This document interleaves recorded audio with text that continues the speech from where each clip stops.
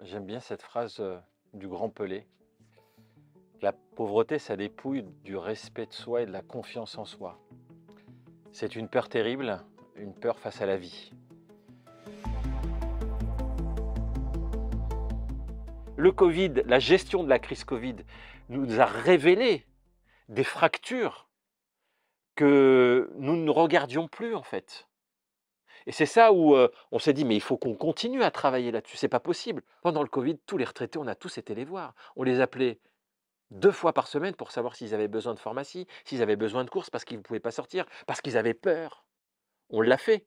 On prenait tous notre téléphone et on s'organisait, mais partout en France, ça s'est fait. Mais on va continuer à le faire. 20 à 30 de nos personnes âgées vivent sous le minimum vieillesse. C'est un droit et ce droit, il n'est pas mis en œuvre. Il y a plein de droits qui ne sont pas mis en œuvre. Et ben, des fois, on a trouvé des situations où, il y a des gens, ils vivaient sous le minimum vieillesse parce qu'il y a une relation de confiance. Ces gens-là, si elles peuvent vivre avec 100 ou 200 euros par mois en plus, et on va se priver de quoi? Il n'y a pas assez de richesse dans ce pays? Nous avons pris une mesure d'urgence avant l'hiver, de subventionner à hauteur de 50 000 € 9 associations qui font de l'aide alimentaire à Grigny.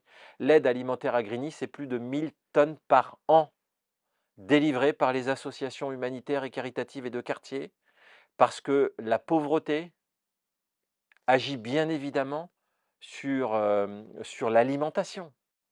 Et donc, dans une période de crise inflationniste où le prix du caddie a pris 20-30 sur certains aliments, nous avons pris cette mesure-là. Nous avons pu le faire, nous assumons de l'avoir fait, mais nous pensons encore mettre d'autres dispositifs en place. Nous l'avons mis pendant, par exemple, le Covid, la gratuité des protections hygiéniques. Ça fait partie de notre plan pauvreté. Et donc, on voit bien qu'on va essayer d'émailler petit à petit, de changer des trajectoires de vie, de participer par une multitude d'actions, de l'emploi, la formation, l'insertion, l'éducation, l'action sociale, la participation par exemple au sport. Le sport est quasiment gratuit aujourd'hui à Grigny. C'est la peur de la vie, la pauvreté, donc il faut chasser ça, il faut dégager. La pauvreté annihile tout. Elle a quelque chose de très humiliant, de très impactant dans la vie du quotidien, et la pauvreté elle touche d'abord et avant tout des enfants qui ne naissent pas avec la volonté de dire: «Chouette, je suis pauvre», et donc lorsque ce sont des enfants qui sont les premiers touchés, c'est un avenir que dès le début on dégrade, et donc l'inégalité, elle commence là, par des enfants, des jeunes femmes, des jeunes hommes qui objectivement, n'ont pas les mêmes perspectives d'avenir que les autres. Nous avons crié haut et fort: «Nous sommes la solution pour ce pays», parce que nous sommes des territoires extrêmement jeunes et parce que nous avons aussi des ressources extrêmement importantes. Faut-il que, la nation, se donne les moyens de repérer, ses qualités, ses opportunités dans ces quartiers-là, cette force de vie, pour, concourir à la réussite de notre pays. C'est ça le discours que nous portions. Nous sommes conscients que les politiques publiques sont moins rapides que les crises.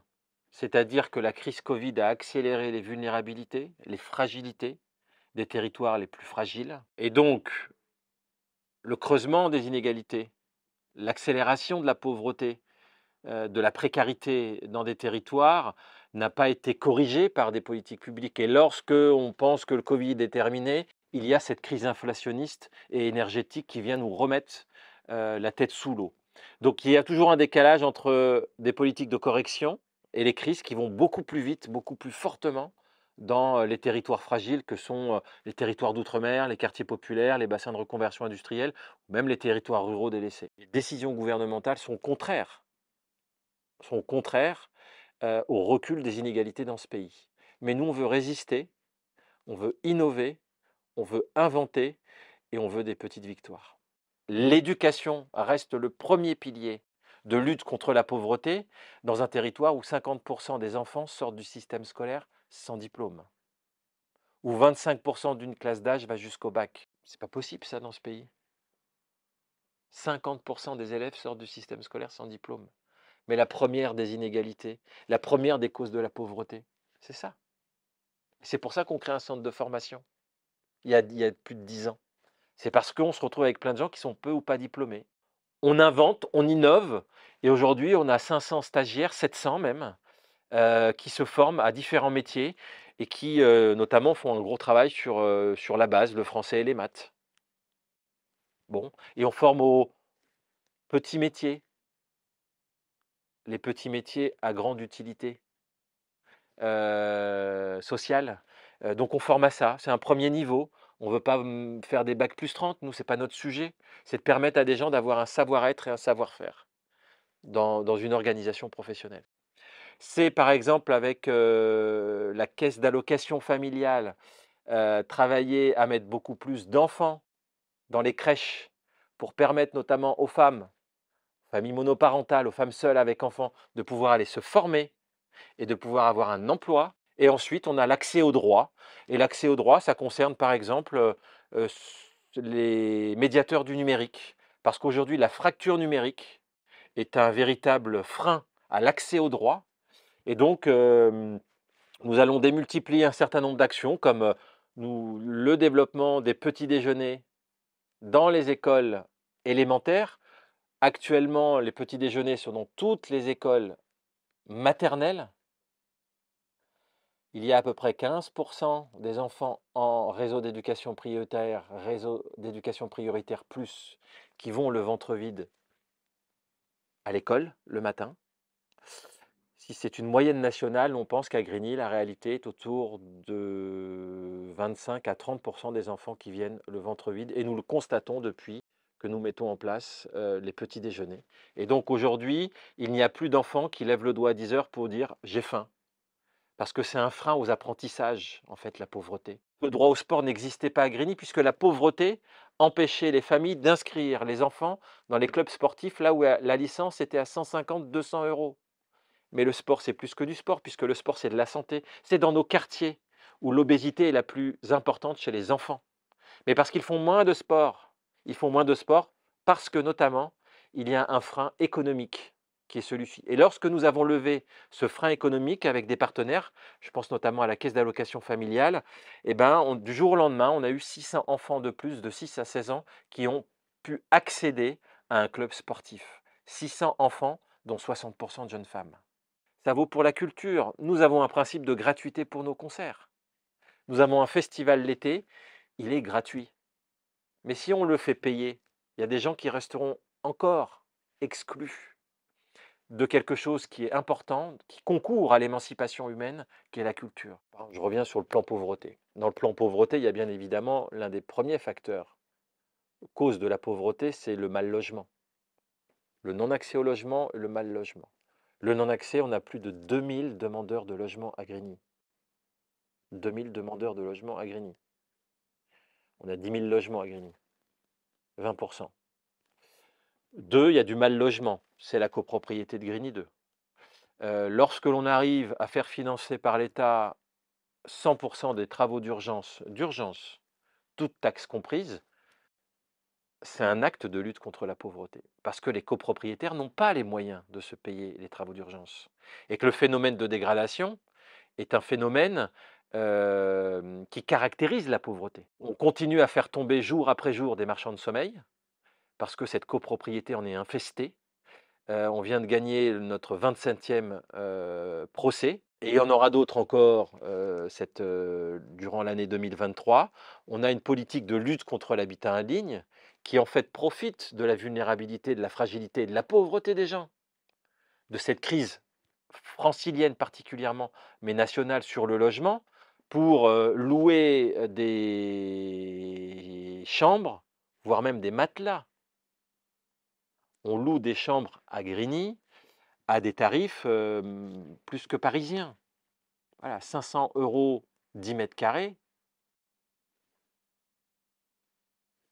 Voilà à quoi nous avons affaire. Et parce qu'il y a du mal logement. Donc, si nous menons une lutte contre l'habitat indigne, si nous travaillons d'arrache-pied pour redresser la copropriété, le contexte national du logement est tellement catastrophique qu'il continuera à y avoir de la pression. Et je pense que les copropriétés dégradées qui continuent à être l'incarnation du mal logement dans notre pays, vont continuer à subir des pressions de dingue parce qu'on ne construit pas assez de logements. Et aujourd'hui, on voit dans le parc social des phénomènes de sous-location. Les gens n'arrivent plus à s'en sortir, donc ils sous-louent des chambres. Donc voilà, on va être confronté encore à ça, mais nous, on va continuer à lutter un à un. Quand il y aura un marchand de sommeil, on va le choper. Ça va prendre 1 an, 2 ans. Il y en a un, ça fait 10 ans qu'on lui court après. Il sera en cours d'appel de Paris au printemps prochain, au mois de mai prochain. Il a 40 logements, on l'a chopé que sur 4 parce que c'est un expert, voilà. Mais on va gagner, on va gagner. Ça va prendre le temps, c'est trop de temps. Le chantier, il peut être que global. Si on lutte contre la pauvreté de 0 à 77 ans dans tous les champs, une ville, c'est pareil, c'est un projet global. Donc on a un volet urbanisme très important, plus grande copropriété dégradée de France, l'un des plus grands quartiers de rénovation urbaine qu'est la Grande Borne, un cœur de ville qui sort, un tramway qui arrive, faire une ville écologique, un deuxième forage de géothermie qui, j'espère, va nous permettre de faire baisser la facture à la Grande Borne. Donc on a un volet urbain, une feuille de route pour les 10 prochaines années extrêmement lourde, dense, importante, mais passionnante. Et ça aussi, ça concourt à sortir de la pauvreté. Déghettoiser urbanistiquement Grigny concourt à cela. Faire passer du transport. Le droit au transport, lorsque on améliore l'offre de transport sur un territoire, c'est avoir accès à un droit, celui de se mouvoir librement par des transports en public. Lorsque dans ce territoire, parce que nous sommes pauvres, nous sommes sous-motorisés. Nous, on ne pollue pas beaucoup en matière de véhicules, on n'en a pas de bagnole. Alors parfois, on a des bagnoles de deuxième, troisième main, pas du tout aux normes, mais on est sous-motorisé dans les quartiers populaires. Donc, un volet urbain, habitat extrêmement important, de rénovation, de remettre du vert dans la ville, pour une ville où déjà 25% de son territoire est en zone naturelle, ce qui n'est pas rien. Je dis ça parce que la COP sur la biodiversité vient de dire qu'il faut protéger 30% de la planète. Donc si on réduit à l'échelle d'une ville, ça fait 30% du territoire de la ville, ça va. On a déjà 25% du territoire en zone inconstructible à protéger. Et si on considère qu'il faut réduire les émissions de gaz à effet de serre et qu'avec notre forage de géothermie, on l'a déjà fait, puisqu'on fait économiser à la planète 10 000 tonnes de CO2 en moins dans l'atmosphère, et qu'on peut monter à 17 000 tonnes lorsque la Grande Borne sera reliée, on aura fait notre COP de Paris, notre COP 21 de Paris, on l'aura respecté. Ce qui est drôle d'ailleurs de montrer qu'une ville, certes pauvre, si on cherche bien, on a des ressources pour penser global, agir local, en matière écologique. Et ensuite, on a le volet plus humain, je schématise entre l'urbain et l'humain, un volet humain où on a la cité éducative, on renforce les éléments pour une meilleure éducation à Grigny, la cité olympique, parce que le sport, c'est plus que du sport. On met en place la Cité des Cultures. On a un partenariat qui se met en œuvre, l'un des premiers avec le ministère de la Culture, de redéveloppement de politiques culturelles de manière forte et puissante pour les 4 prochaines années. Et puis le plan pauvreté. Écoutez, avec ces 4 éléments, l'éducation, le sport, la culture, le plan pauvreté, plus l'ensemble du volet urbain, voilà nos enjeux. Mais encore une fois, tout est dans tout. C'est systémique. Dans le projet de développement de Grigny, on n'a pas de surface alimentaire. Il n'y a pas de supermarché à Grigny. Les gens, ils vont ailleurs pour aller faire leurs courses, sauf leurs petites courses d'urgence. Ça fait maintenant 10 ans qu'on souhaite implanter une surface alimentaire et j'ai le Leclerc d'à côté qui nous empêche, qui fait recours sur recours et qui nous empêche l'implantation d'une surface alimentaire qui est prête à s'installer à Grigny, à investir à Grigny, qui s'appelle Au Marché Frais. Et dernièrement encore, le 23 novembre, ils ont fait un dernier recours possible devant le Conseil d'État. Et donc, c'est étrange comment, en fait, la concurrence libre et non faussée, qui est le dogme de notre pays, aujourd'hui, d'abord, creuse les inégalités, est responsable de l'explosion de la pauvreté, mais quand ce principe-là est mis en œuvre à l'échelle d'un territoire, en fait, on nous empêche de nous développer aujourd'hui. Lorsque j'ai un cinéma qui veut venir à Grigny, un cinéma pour rendre de l'attractivité, pour permettre à des gens d'aller au cinéma parce que le prix, il ne sera pas très cher. Aujourd'hui, on a des enseignes de cinéma qui nous empêchent et qui font des recours sur recours. Vous vous rendez compte, la surface alimentaire, ils ont déjà perdu 3 fois, à l'unanimité à chaque fois. Et ils continuent à faire un recours. Et on va encore attendre 1 an et demi. Et bien évidemment, qu'attend Leclerc? C'est que le porteur du projet lâche l'affaire et dise: «C'est trop long». Et puis peut-être qu'avec l'augmentation des coûts de construction, bah, son opération, économique, elle tient plus le coup aujourd'hui. Et donc on a des gens qui attendent et qui empêchent que des territoires se développent. Et donc la concurrence développée à l'échelle territoriale, elle est mortifère pour des territoires comme les nôtres. On nous empêche de nous développer, point barre. Et donc, on se bat tous les uns et les autres, parce qu'on est dans une misère médicale. A été organisés les déserts médicaux. Aujourd'hui, il n'y a pas un maire qui se bat pas pour choper son médecin.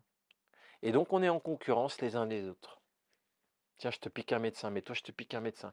Mais toi je lui fais la meilleure offre parce que je vais faire tout gratuit, gratuit, gratuit, gratuit, gratuit, hyper gratuit.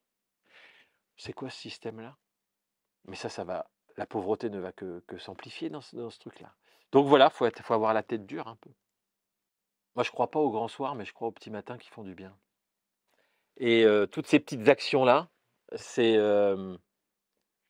voilà, il y a un moment, il y a des sourires et c'est possible.